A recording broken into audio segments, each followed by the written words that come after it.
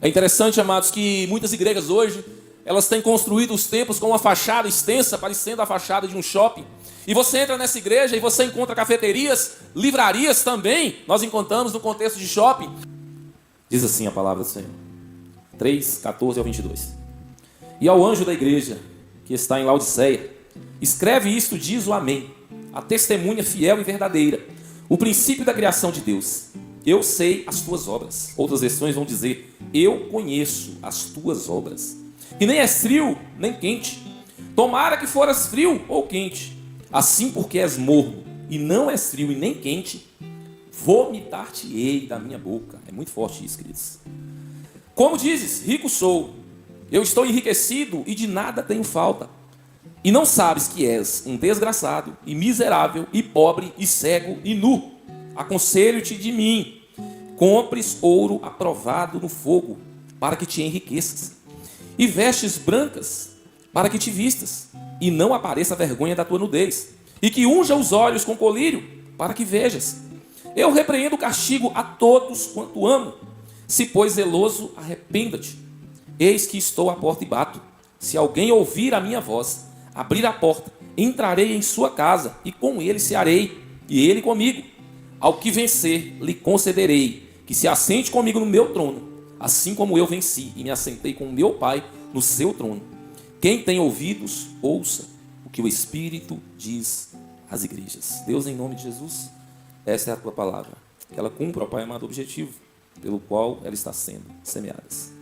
Querido, era costume de Jesus usar linguagens, simbologias, sempre que ele se dirigia à multidão.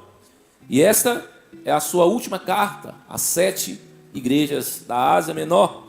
E essa igreja de Laodiceia, hoje, ela seria a atual Turquia. E era um importante centro comercial. Quando o texto diz que eles se orgulhavam e eles diziam, de nada temos falta, é interessante que essa cidade ela sofreu um grande terremoto e ela não aceitou a ajuda de Roma. Ela se intitulava autossuficiente e ela por si só, ela se reconstruiu sem a ajuda de Roma e nem do imperador. E ela se orgulhava da sua faculdade de medicina, ela se orgulhava pelos tecidos luxuosos, principalmente tecidos de lã preta, que ela fabricava. E a faculdade de medicina tinha alguns estudos avançados e tinha um colírio que era sensacional, fantástico para a época, era miraculoso. E com isso ela dizia, eu não tenho falta de nada.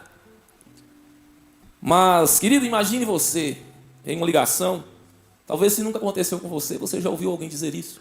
Você está ao telefone, falando com alguém, e de repente você termina aquela conversa achando que desligou o telefone, continua a conversar, e 5 minutos depois você percebe que não havia desligado aquela ligação, e talvez você começará a pensar e a dizer, nossa, será que eu falei algo que essa pessoa ouviu e que eu não poderia ter dito? E vai ficar essa interrogação na sua cabeça. Mas quando Jesus afirma, eu conheço as tuas obras, queridos, ele vê além das aparências.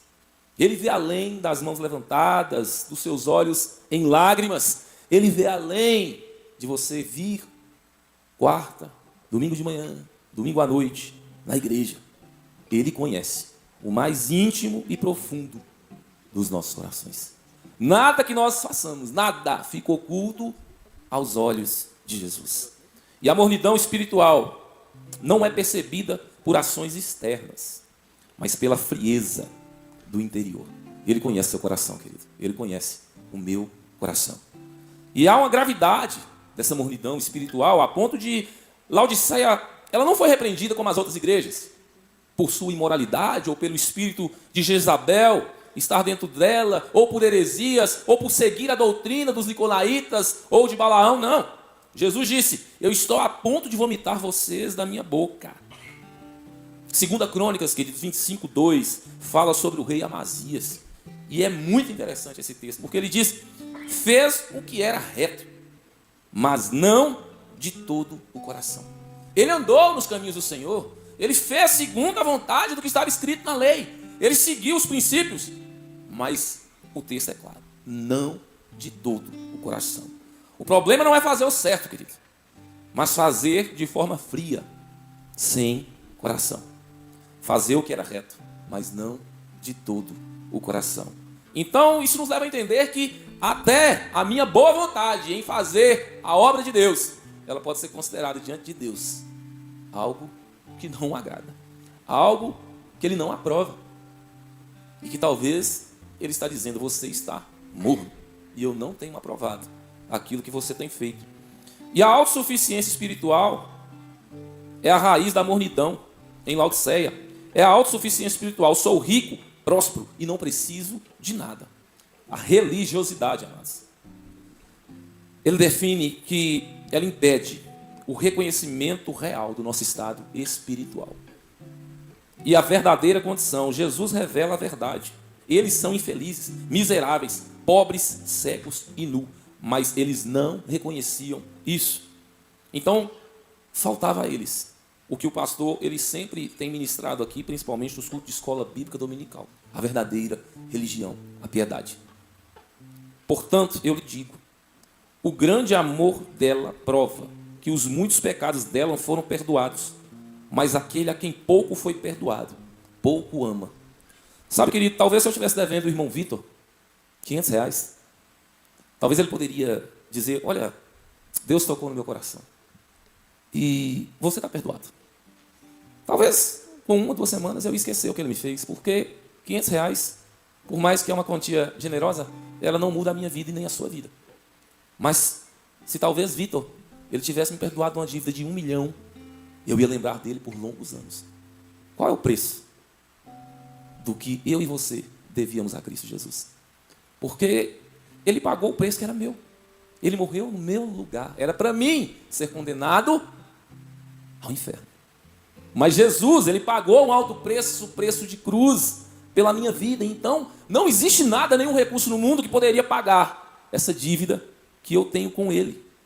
E esse mesmo Jesus, amados, ele deixa 3 conselhos nesse texto que eu quero compartilhar com você. Compre de mim ouro fino e refinado. É a fé genuína e verdadeira. Ele redefine o que é a prosperidade. Que a verdadeira prosperidade não está em bens materiais, mas na presença de Deus. Queridos, muitos vão gastar a sua vida buscando o ouro dessa terra, e muitos se enveredando nesse caminho, entraram em caminhos de morte. E eles não conseguiram retroceder. Mas é tão interessante, amados, que quando Jesus ele descreve a Nova Jerusalém, ele vai falar de ruas de ouro. Ele vai dizer: olha, o que você vai morrer nessa terra buscando aqui não tem valor, nós pisamos aqui no céu. É por isso que Jesus vai dizer: seja assim na terra como é no céu. No céu, amados, não existe nenhuma necessidade. Então, quando Jesus disse que nós devemos trazer o céu para a nossa casa, essa é a verdadeira prosperidade. Quando Jesus disse: olha, não preocupais em ajuntar tesouros nessa terra, onde a traça e a ferrugem corrói, mas preocupai-vos em ajuntar tesouros no céu, porque lá ninguém roubará o seu tesouro. Quando nós voltamos no capítulo anterior desse texto que eu acabei de ler, em Apocalipse 2, Jesus vai dizer: eu venho com o meu galardão nas mãos para dar a cada um segundo a sua obra. E o segundo conselho que Jesus deixa para nós: compre roupas brancas. Ele redefine a sua identidade. Ele mostra: você precisa da minha justiça. Como lá no Éden, quando Adão e Eva aparecem com folhas, Deus olha para eles e diz: não, isso não pode corrigir o que vocês fizeram. E ele sacrifica um animal, e ele tece roupas ainda salpicadas no sangue, para mostrar: agora eu estou começando a consertar o estrago que você acabou de fazer, Adão. E a religiosidade, ela nos define por nossos erros ou conquistas. Mas Jesus oferece uma nova identidade. Revestidos de Cristo, nós somos considerados filhos de Deus. Nossa confiança está em quem Ele é, não no que fazemos ou somos segundo o mundo. E outra figura que está no texto: nós devemos comprar o colírio para ver. Redefina a sua visão, querido. Isso chama-se discernimento espiritual. A visão espiritual ela deve ser transformada. Por isso que Paulo diz que nós devemos renovar a nossa mente, que é renovar o nosso discernimento espiritual. O colírio de Deus nos faz enxergar do ponto de vista celestial. Por isso que Paulo também escreveu que em Efésios, que diz que nós estamos assentados com Cristo nas regiões celestiais. E é dessa perspectiva que eu e você devemos viver.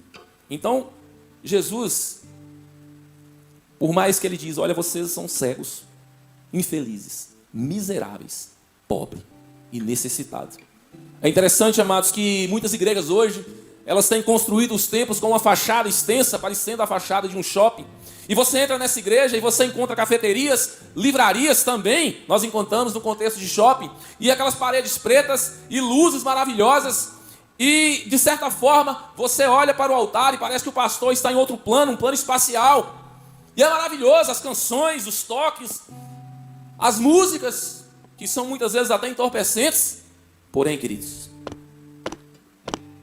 Jesus está dizendo: eu estou à porta.